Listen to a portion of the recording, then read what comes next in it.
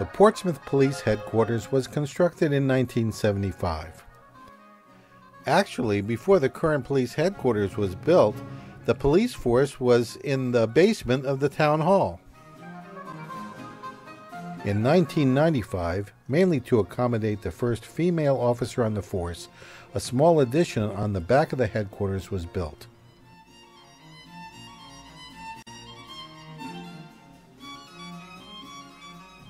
As you will see, the Portsmouth Police are in great need of an improved facility.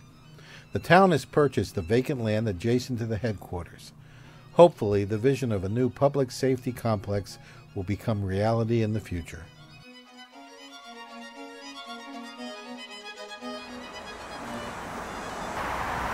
Hello again, Doug Smith. This is a special edition of Portsmouth This Week, Voice of Portsmouth Town Hall. Today we're down at the Portsmouth Police Department headquarters, the police station, with Chief Tom Lee, who's going to take us on a quick tour. Thanks for letting us in there today, Chief, and I hope you let us out. That's It's easy to get in, tough to get out. That's good. Okay, thank you. That's good. Yep. Okay, so we just came in the front door to the fire station, and we're in this little sort of a foyer area. Chief, you want to take us through from here? Yeah, this is actually a police station, Doug. Looks like a closet. Okay. But this is a small, it's maybe 8 by 8. This is our lobby. Now, one of the issues we've talked about the building is people coming in here, whether they're going to make a police report here or if they're a witness to a crime, this is our only door for access. So oftentimes we'll have somebody here who's a witness to a crime. The person who committed the crime will be bailed out. We'll have to walk right through here. Now this is crowded as it is now, so it's a very, very small lobby area. Yeah. So if for the public coming in here, so you walk in and you turn left and talk to the dispatcher, I guess, who's like right in the middle of everything. Yes. And there was only, like, the dispatcher, Pat O'Neill, he's manning the front desk, he's also manning the radios, and he's answering the emergency lines, all at the same time. So just trying to keep all the balls in the air. Yes, and sometimes you may have somebody who's, say, intoxicated here, banging on this glass. You normally wouldn't have this set up here, where your dispatcher is right at the desk, but we simply have no other way to do it. Yeah, this place is so tiny, at least you have no problem with anybody getting too comfortable out here in this lobby. Yeah. If that's what you want to call it. All right, so Chief. So we're coming from our lobby, and this is our dispatch area. This is Pat O'Neill, who's our dispatcher. Hi. Pat's got a number of screens he's monitoring. He's also in communication with the cruisers that are out in the field and any calls that come in from the public. We rotate whether we dispatch once on our 4 days of work, and the other 3 days I'm out on the road. So today I have the responsibility of dispatching, and this screen here is all the officers that are working today, whether they're working in patrol, detectives, any aspect of the police department. They could be a court on a detail. I have access to all their status right here. If they call something in, I will dispatch them to it or hit them a call number. We call, and this is how we keep track of our statistics. Also today, today unfortunately there's a statewide issue with the computer terminal. So the officers that are calling out motor vehicle stops, normally they can compute it from their mobiles in their car, but today they're calling them in, and I have to run the person their license and registration, and then backfill it into the call for them. So I have that today as a little extra task, but normally they can do it themselves. So I'm doing that, answering the phones, and right before you went on to the other parts of the building, there was a woman in here filing a complaint, so I had to take her complaint as well. So Pat, what do you do in your spare time? Yeah, I like fantasy sports. That's about all I can do, I guess. Today I'm also doing, this is a background check, so a criminal background check for gun purchases, whether it be healthcare, people looking for employment. This is a kind of a checkpoint. We do it right here, and so some days we get it mostly on the day shift. Day shift, this is a task that they normally will handle on top of these other tasks with officers calling out car stops and people filing complaints. How long are your watches? Today, well, they're 8-hour shifts, so today I'm working the 7 a.m. to 3 p.m. shift. Okay. I normally work the 3 p.m. to 11 p.m. shift, But this is an extra shift today for me. Sounds like you keep busy. I do, yeah. It makes the day go by fast. Okay, so he's the man right in the middle of everything, and I presume too that are these 911 calls directly coming in? Active 38. Yes, these would be 911 coming in from, transferred from the 911 center at the state. Okay. Or on our 683-0300 number, when people call the police directly, Pat will be the person answering the phone. Okay. But just so people know, there are actually 2 telephones here, and they're red telephones marked with 911, so it's a direct way that from, like you say, from the state center down to you guys. It would come right through and here. then right to the dispatch for. Yeah. How many patrol cars do you generally have out at any given time? Usually 3 cars are out on the road. So the dispatcher here is in contact with all those folks and moving them around as necessary, I guess, if calls come in? If calls come in, he's moving them around. He's really the quarterback behind the scenes here. Okay. This looks like quite an operation. I see 7 screens right in front of me, and the big one has about 20 other screens on it. Yeah, he's also monitoring security for the building with those other screens up there, which is our access points around the building. Yeah. He's running plates for people, running checks. There's a lot going on here. Notice you got some exterior cameras. What are those looking at? Right outside around the immediate building. Oh, okay. And there's one that's turning around? Do you have access like DOT cameras and stuff? No. You don't, huh? No. See, Yeah, do Because every you? morning we look at the Saginaw River Bridge and we look Yeah. at all these things. We've gone back and forth with them trying to get access. Even when things happen on the bridge, trying to get after the fact video is tough from them. Doug, this is Lieutenant Steve Holtzel, who's our day shift commander. This is the supervisor area. Steve's responsible for running the shift, making sure everyone's doing their proper functions, and in charge of overall day activities for the police department. I actually was born in New York City and grew up in New Jersey. okay, do you live here now? I live in Tiverton. Okay, now I notice you got a computer here. What are you watching here? Right now I'm just currently proving reports that have been sent to me from some of the Because offices. Dad said that some computers are down or something. That's the state system? not our interior. Does that occur frequently, or is it because of the age of the system, or? It happens occasionally. It's through the state, Yeah. and it's affecting all departments right now. Okay, so you're here, and you must make the decisions then for sending assets to different places. Correct. I respond to calls with the officers. How long have you been doing this kind of stuff? 17 years. Wow, so you got a little bit of experience in it. Yes, sir. Yeah.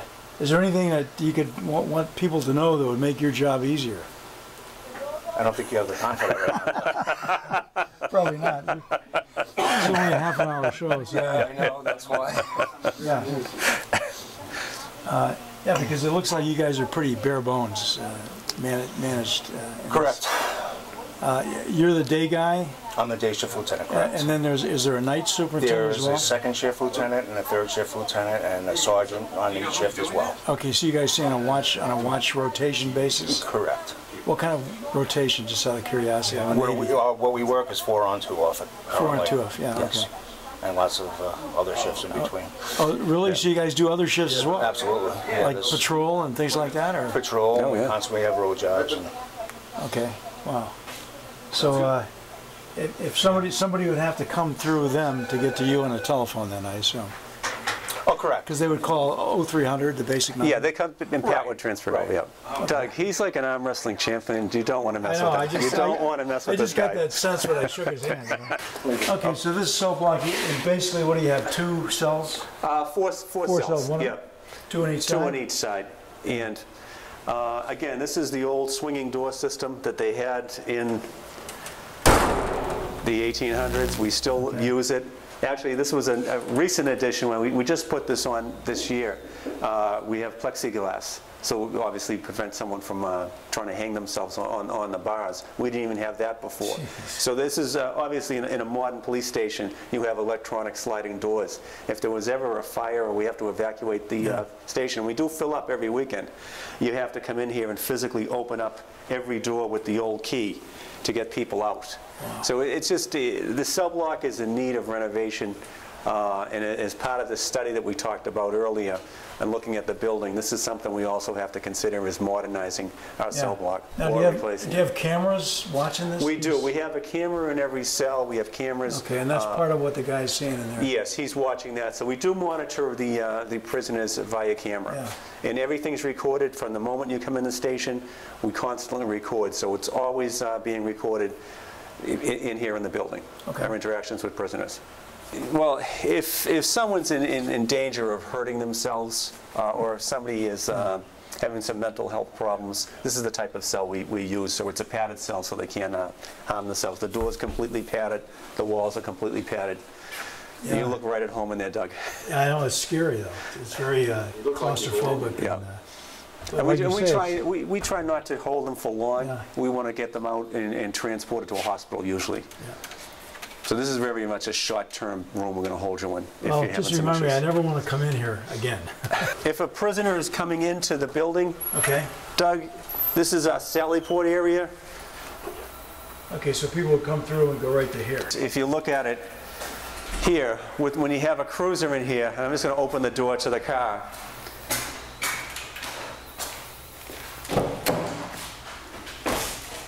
You've got usually two officers trying to take somebody out of the car here, and if, believe it or not, they're not always cooperative, Doug. Yeah, so you're trying to get the person out. We can't even take them out on the other side. There's not enough room. Take them through here. This is our eye wash station. If we have to use, say, pepper spray, sure, we have to bring him here now. Two of us try to get him in here to the eye wash station to wash the person out. Yeah. So it's very, very congested area. It'd usually be twice this size for a police station. Yeah. It's got to be pretty chaotic when you're bringing somebody in here that's struggling like that. It's tough. The way the door is, everything is tough to get somebody through. When if you have somebody on each side trying to take them in, it's tough. Yeah. Okay. Park, and we'd be bringing the person through these doors into this area here. Okay. This is our booking area. Okay. It would take you to process you. You'd put your feet right on those footprints right there on the floor for you. Okay. We'd take a photo of you, then we'd process you for fingerprints, all done electronically now. There's no more like the old days when I started as a police officer when we inked prints. Yeah. Yeah. So this is automatic? This is all automatic. It's tied in with the FBI and the state police. So if you've been arrested anywhere, we're going to find out once we take your fingerprints. Wow. The photo's all digital. It is all stored digitally now. We don't keep the old paper or photographic copies anymore. And again, when you talk about a tight area, we're two of us in here with a prisoner in a small, very small room. Yeah. Which I hate to see a computer keyboard right next to a sink too. But yeah, it's just though this was everything's been converted at an. Probably was an old closet. Or when something. Yes, and there was no computers in here when this is. It's set up like a small closet. The area where our harbor master is located and our animal control officer.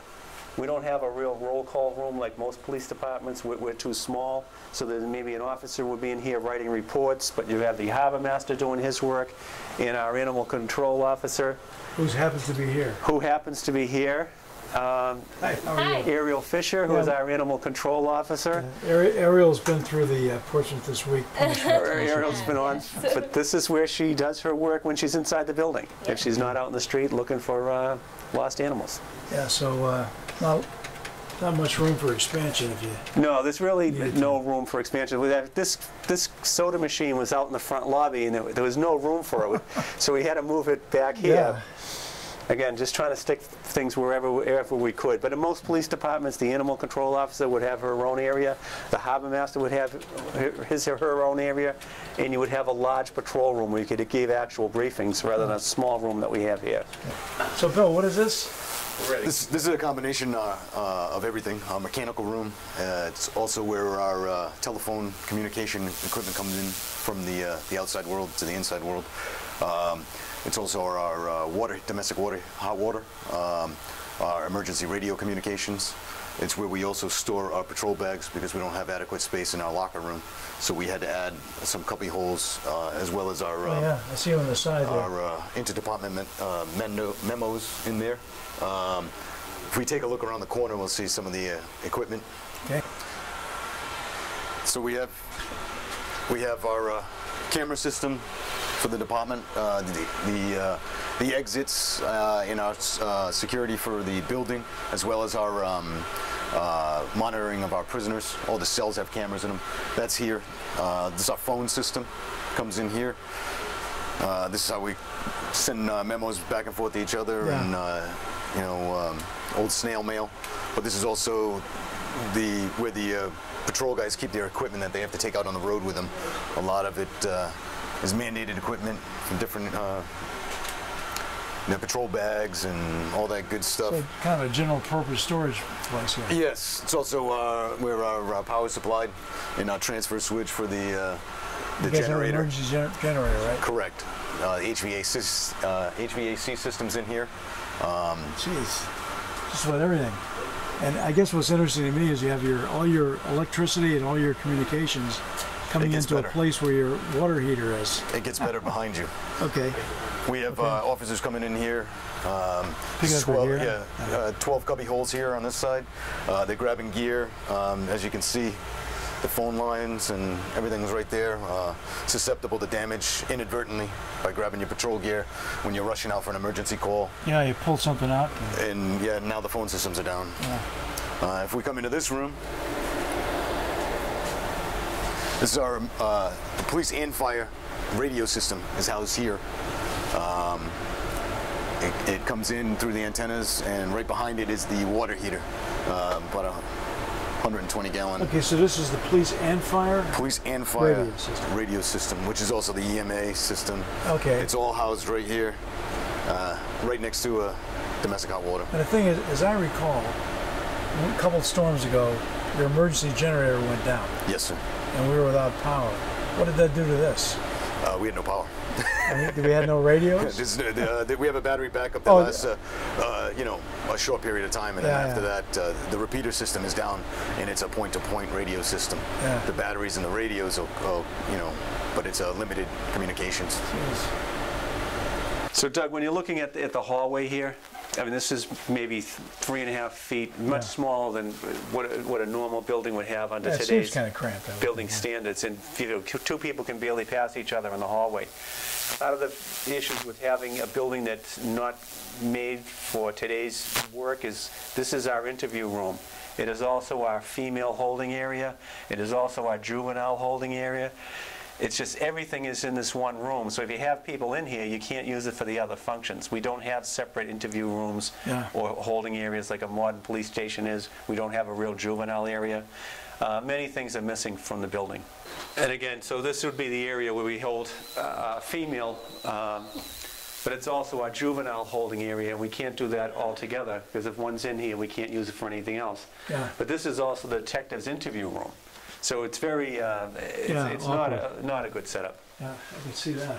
Just wanted to show you our, Doug, come on in. This is our records clerk, Debbie Pappas. Hi, how you doing? I notice you're passing out candy. Is that for any guests or? If you'd like, go right ahead. How you Nice doing? meeting you. You too. Now Debbie has double functions. When anyone comes in the police department, this is the person that usually greets them. She's the face of the Portsmouth Police Department. I'm the catch-all. Whatever you need, you're going to come to this window. If you need police reports, if you need information, Debbie does all of our records, our public information requests. She does our time. So she does like 3 jobs. She's also the chief secretary. So she's doing it all here. Everybody She wears a lot of hats. multitasks down here. Right. I can take. How long have you been here, Deb?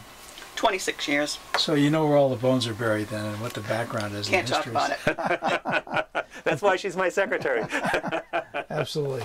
Our locker room, this was built for half the size police department.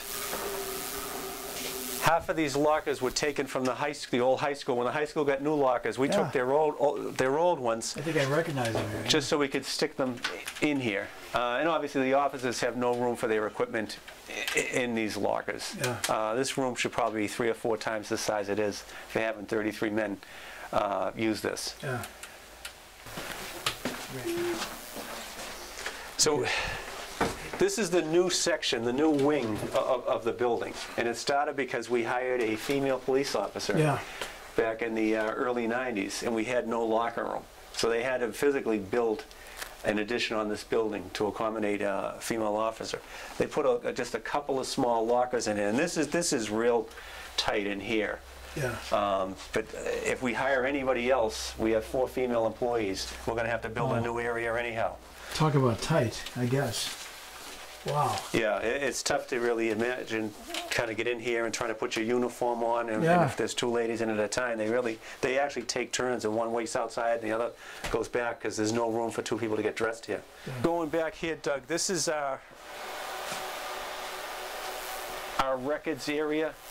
Now we can't, obviously we can only keep like 1 year's records here. We've had to rent Connex trailers in back of the building. Really? To put there to hold the rest of our records and evidence. There's just simply no room here. No, if we go forward, this is actually Lieutenant Burns' office, but we don't have a separate computer room, so all the servers, all the equipment is stuffed into this office here. my God. So there's really, when I talk about no room, we've had to stick these right in the middle of the floor here because there's no place else to put them. Jeez, that's ridiculous. Speaking of records, is there any thought to eventually digitizing this stuff so that it could go on the cloud? Well, we do digitize our records, but by law we're required to keep hard copies. So we can't just get rid of all our records. Yeah. Police records have to be kept with a hard copy also. So this is essentially the core, the computer stuff for everything else in the building. This is essentially the core for everything we're running off of these servers. So if Bill drops a cup of coffee in this, the whole place is toast. Everything's toast. Yeah. Come on in, Doug. We'll to the magic of TV. Yeah. This is our detective division. Okay. Obviously, all of our detectives are either in court or out in the field right now. This was the kitchen area. This has all been converted because we had to find proper space for our detectives. So I guess you don't have a kitchen area. We don't have a kitchen or a lunchroom. We had to take all this area, and again, we have 5 detectives back here. We had to get desks for them and put them here. Okay. Is the internet crimes guy here? And does he operate out of here? He does. Detective Mike Morse, he has a desk here, but he also has a desk up at the Rhode Island State Police Headquarters where he works out of 2 days a week. Okay. And unfortunately, he's not here. We could talk to Mike a little bit. Maybe in a future show, you can have him on. Yeah. Well, I'm looking out the back window here, and one thing I do see is space. So maybe expansion or whatever could happen in the future. And actually, about 10 or 11 years ago, the town bought the lot next to us. Because they've realized for many years this is going to have to happen at some point. So we own now that complete lot here beside the building, which we didn't have before. Yeah. And it was bought for potential expansion of the police station. Oh, maybe we could start with a big tent or something to help you guys out there. Thanks, Chief. Thank you. Okay, Brian. Nice to meet you, Nice Doug. meeting you again. Can you tell us a little bit about what your job is and what you do? Sure. I'm the Deputy Chief of Police here at the Police Department. I oversee the Patrol Division, the Detective Division, as well as the Administration Division. Make sure take care of the day-to-day operations of the agency. How long have you been in Portsmouth? 17 years. Wow. Okay, so you've come up through the ranks here and seen a lot of the history too. Correct. Yeah, I started as a patrolman, went into detectives, went back on patrol as a sergeant, back into detectives as a lieutenant, so been back and forth. It looks like you're in kind of small, tight spaces here. Definitely. What would you wish for in terms of a first priority thing that you'd like to see? I think we definitely need to see hopefully get a new facility here. We're just, as you can see from walking around the building, we're very cramped quarters. The officers being able to function in the current needs of law enforcement today. It's just, we're just so Yeah, things outdated. change. We need to change with them. I think. Absolutely. Thanks very much, Brian. Thank you. Good talking to you. So Doug, this is the chief's office. Yep. Basically, this desk usually has papers all over it. Any piece of paper we don't know what to do with, it comes in here to the chief's office, and then I decide what to do with it or don't decide what to do with it. Well, I thought your comment down at the studio was really interesting about, you ask, well, whose job is this? And they say it's yours. Yeah, in a small agency, again, there's not a lot of staff. Debbie's doing 3 things. Everyone's doing multitasking here and doing functions, and we do everything pretty much ourselves. Well, I guess that's the name of the game, and all I can say is keep doing what you're doing, keeping us safe and stuff. I know it's tough, but maybe as times improve and the economy improves, we'll be able to get something done here and get a much nicer place for you guys. I would hope so. We have great offices here in Portsmouth, and as a town, I think it should reflect that the town respects our men and women of the Portsmouth Police Department and would give them a decent facility that they could work in, rather than the small I would conditions certainly now. agree.